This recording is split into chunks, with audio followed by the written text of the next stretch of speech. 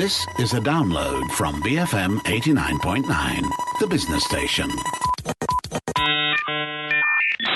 Good afternoon, folks, and welcome to Enterprise Biz Bites. It's 12:05, coming up to 12:06. I'm in this studio with Arvind Yuvraj. And Christine Wong. You've got us for about an hour, if you'd like that. If you don't, well, we're still here. We're not going anywhere. We're asking you a question, though. What are you least excited about as you return back to the workplace? We have a poll running over on Twitter. The options are traffic jams, office politics, getting dressed, and spending lunch money. We have around 150 votes with 54 minutes left on the clock. Tick-tock. You want to take part? It is at BFM Radio. Also over on Instagram, that's also at BFM Radio if you want to take part in that too. And on WhatsApp, 018-789-8899. I can now breathe. That is the story we're kicking off with and we're asking you about. And then we're moving on to something very similar and related, of course. It's about office politics. One of those options over there on our poll. Office politics still happen even whilst working from home. You can never fully get rid of them. Finally, wrapping up with story number 3. We're talking about the 4-day work week and how it may be the new norm in Singapore. Yeah, and we said earlier on that if some people were listening, a 4-day work week is one of those things that, at first... Might be nice. Felt like a bit like a pie in the sky. Mythical, like that golden fleece. But no, it turns out that Singapore are actually experimenting with it. Was it New Zealand who also experimented with it last year or the year before as well? Yeah. A few other places. So Company in Germany too. Yes, a company in Germany. So clearly it works, for some people. Whether or not it would work here in Malaysia is a different matter. But something to discuss a little bit later on. Okay then, it's Christine's story and I've taken quite a bit of airtime already. Christine, take it away. Well, as you've mentioned, as we are starting to lift our restrictions, a lot of people are going back to the office. However, very few people seem to be too pleased about that. In a survey by KPMG Malaysia, 69% of respondents wanted the work-from-home arrangements to continue post-MCO. Sorry, what was that percentage? 69. Okay. Yes. And 56% of business owners are supportive of work-from-home arrangements. The survey also talked a little bit about some of the challenges while working from home as well. 64% of respondents actually face challenges while working from home, which is interesting that they would face challenges but then still want to do it. Yeah. The 3 main difficulties are network issues, communication barriers, and lack of technology readiness. In the survey as well, among the top factors to improve the work-from-home experience, respondents listed good network connectivity and speed, better IT infrastructure, and having clear work-from-home guidelines. And the most used modes of communication were email at 76%, followed by social media applications at 74%, video conferencing tools at 52%, and collaboration tools at 50%. In terms of productivity, collaboration tools recorded the highest level of productivity with 77% compared to email at 70%, and social media applications at 69%, and video conferencing tools at 9% as well.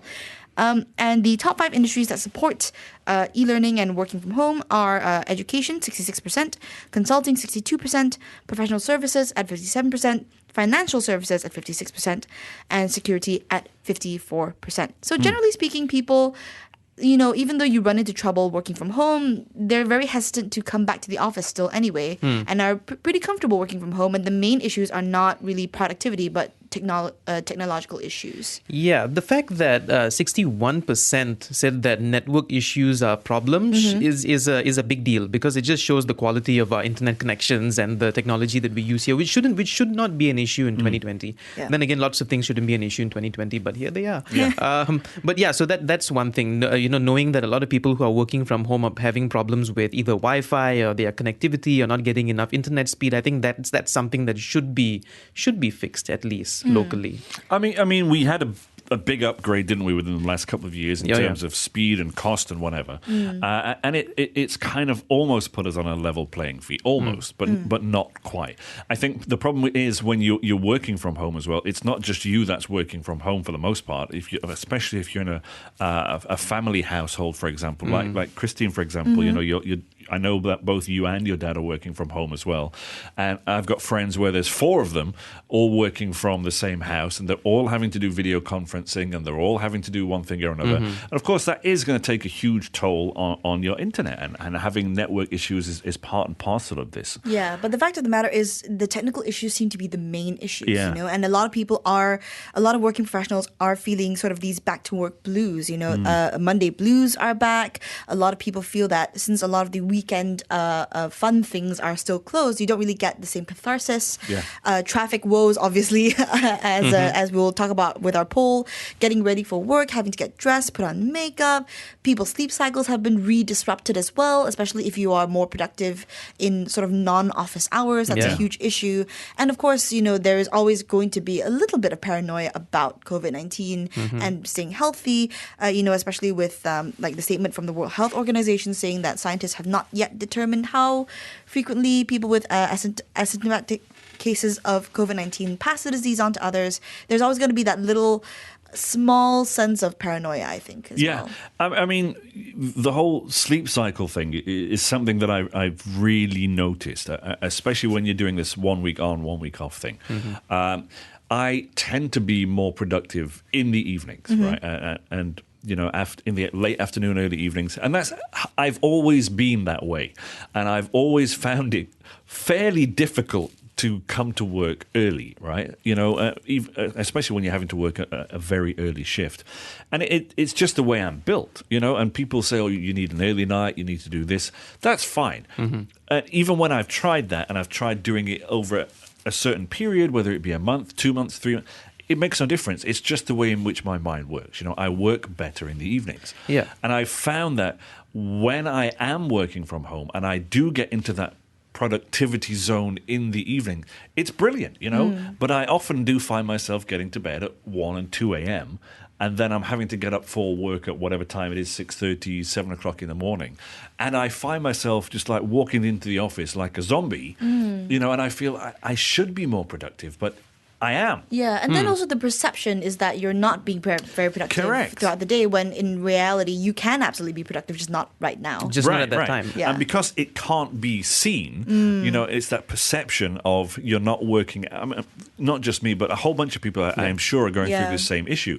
It can't be seen, and therefore you can't be as productive as perhaps people might think you are. But you are being productive. Do you guys have that issue between, the time when you wake up and when you start working, that gap in between, and how different it is when you work from home, and how different it is when you have to come to the office? For me, that's a major issue, because I have to add an extra like 45 minutes because of the traffic jams, and then there's a constant rush, and by the time you are at work, you're kind of mentally exhausted. You have to get into that zone, as opposed to like waking up, making coffee, relaxing, getting on the couch, sitting on your laptop, and you're just productive by default, immediately. So that, for me, I think that's one of the biggest issues about working from home and having to come back to the office. Okay, the question again, what are you least excited about as you return back to the workplace? The 4 options are, please, of traffic jams, office politics, getting dressed, and spending lunch money. Let us know. WhatsApp 018-789-8899. If you want to take part in the poll, that's over on Twitter. Get us over on Instagram too, both at BFM Radio. Music up next from Franz Ferdinand. We'll be back, of course. We have Hetal Doshi on the phone from OpPsych. She's an organizational psychologist, to give us some more insights. Don't go anywhere. This is Enterprise Biz Bites. Bluff-free medium, BFM 89.9. Welcome back to Enterprise Biz Bites, folks. 12:19 here in the studio. I'm Rich Bradbury alongside Arvind Yuvraj. And Christine Wong. That question, what are you least excited about as you return back to the workplace? Around 161 votes, and they are telling us of... They are saying 58.4% goes for traffic jams, 14.9% for office politics, 11.8% for getting dressed, and 14.9% for spending lunch money. We've got some tweets, but we'll get to those in a second. What's the feel like over on Instagram, Chris? On Instagram, we've got quite a number of responses here. Zoraida Zoo16 says traffic jams. SHRRNZ Shurns, I guess, says expensive parking, which I didn't even think about. Very true. Gwen O says waiting for the elevator. And Razotu Sop says coworkers who are sick but still insist on coming to the office. Very good point there. That's going to be something that will be addressed, I'm sure. Whereas before it was like, just it's okay, bring an MC, just come in, it's all right. You've only got a bit of a cold. Now it's like, stay at home. Do not come to the office. Okay, some of the responses over on Twitter, can you read a couple of those? Yeah, Kenny Wong says, to be honest, all, but since I had to pick one, I did. And Muna says, longer queues and waiting time at LRT and MRT stations. Good point. Over to WhatsApp, Maggie Best. Hi, Maggie. Long time no hear. She says, definitely the traffic. It's getting heavier day by day, and the ever-increasing number of motorcyclists who are either weaving around the bigger vehicles or moving at 70 kilometres right in the middle of a lane. There we go. Now then, not just us, of course, we wanted to get other people's opinions about this, and I incorrectly said it was OPSYCH. It's OPSYCH. Hetal Doshi, founder of OPSYCH and organisational psychologist, we asked her about how workplaces can ease their employees back into office life. Yes. So, Hetal, obviously a lot of people have discussed the transition to working from home, but now we're starting to address the transition from working from home. What is your advice for employers easing their staff back into a typical 9 to 5?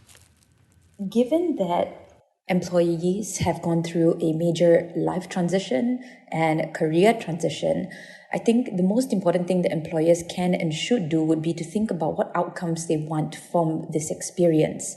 So what do they really want out of employees as they come back to work, and make that very clear in their minds. The second thing would be to recognize that this is a new beginning.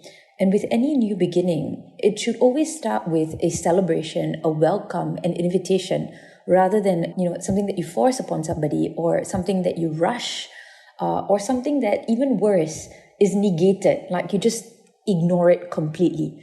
The third thing that I would do is to continue employee engagement, not over communicating, but definitely engaging in a way that you have all the questions and answers without any assumptions, because you don't know how people are feeling. For all you know, they might be really excited or they might be really distressed. You don't know. It's going to be a huge mixed bag. And so to have an employee engagement session, a continuous one where there are zero assumptions, and you just take each question as it comes. Do you think concepts like remote work and split shifts will continue strongly now that many restrictions have been lifted? Why or why not? The question of, do we need our employees to be physically present in the workspace or in a particular work environment? That question needs to be answered very, very, very truthfully, okay, with a clear rationale as to why. There are two things that one could consider with regards to assessing whether there is a need to have employees working in physical workspaces. One is, are roles of low or high touch? Do they need to be physically present there, and is physical contact critical? Okay. The second thing is, do your employees, are they appearing to have low or high autonomy? If employees are able to be self-sufficient and autonomous, and they don't need to be constantly coached and motivated and pushed to be able to perform, if they don't need to do that, and they don't need to be physically present, then they can very well stay at home. It is only when the team comes to an agreement that they are all going to stick to the rules of autonomy and of performance with high levels of trust, then you can allow them to go back to working to whatever flexible arrangements. So this is when, you ask that question of organizations, what do organizations need and what are they capable of with regards to being able to perform at the highest level required of that particular role. Hetal, as an employer yourself, how would you approach your staff if they requested to work from home permanently? We have actually been practicing work from home from the start of running the company, because we have a lot of female colleagues who also come from dual income families, and they much prefer to stay with their kids and be present. And I have no issues with that whatsoever, because ours is potentially a low-touch environment. And also with regards to the capability of the team, they're highly autonomous, not much coaching, not much motivation is required. They're fully able to get things done. I think it is definitely the question of what does your organization need and how capable is your workforce of being autonomous in being able to fulfill those needs. Right. And finally, what do you think is important for leaders to prioritize when it comes to employee motivation and morale? What I think is important for a leader to do is clarity. I think clarity about where the organization is going or what is happening in the organization, to give information that is transparent and to be absolutely trustworthy. I think there should be above and beyond, rather than boosting morale or motivating people, above and beyond, I think there needs to be a spirit and an agreement that we will be in this together. Even if it means that there are very difficult actions that need to be taken, we will do our level best as if you are our family to look after you in this situation. Even if it is not financially, then definitely at least emotionally. So with regards to motivation, I would say in summary, number one, it is everybody's job. It is a human need for everyone to receive and to give it to somebody else. Okay, not only your need, but it's also your duty to pass it back to somebody else. The second thing would be, at the very least, leaders need to be trusting and transparent, or trustworthy and transparent, and do not, at least in these times, demotivate any further. And lastly, with regards to motivation, the word itself means movement. What are we moving to? Moving to a space where we will all be with each other. We will all figure a way out together. Even if it is not financially, emotionally, we will be there together. That is what the word movement or motivation or morale actually really means. Thanks very much, Hetal. Some very interesting insights there. Of course, this is all related to the question that we're asking you today of what are you least excited about as you return back to the workplace, whether or not it's traffic jams, or is it office politics, or is it just getting dressed, or spending your lunch money, or, just that feeling of getting out the door and having to go to work rather than staying at home and working from home. Mm-hmm. Like she said, it's a mindset shift for a lot of people. We've been...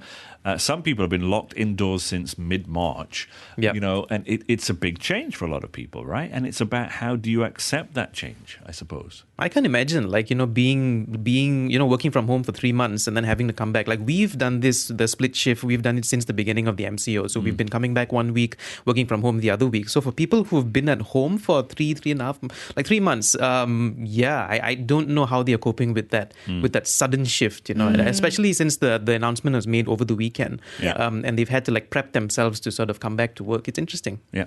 Okay, we're going to take a break. Of course, we have a Bursa update when we come back after the break. Arvin's preparing for that. We will take a short break with some music. The Fabulous Thunderbirds up next with Tough Enough. When we come back, related to what we're asking, office politics and how they still happen even whilst you're working from home. That's all up next here on Enterprise Biz Bites, BFM 89.9. Thank you for listening to this podcast. To find more great interviews, go to bfm.my or find us on iTunes. BFM 89.9, the business station.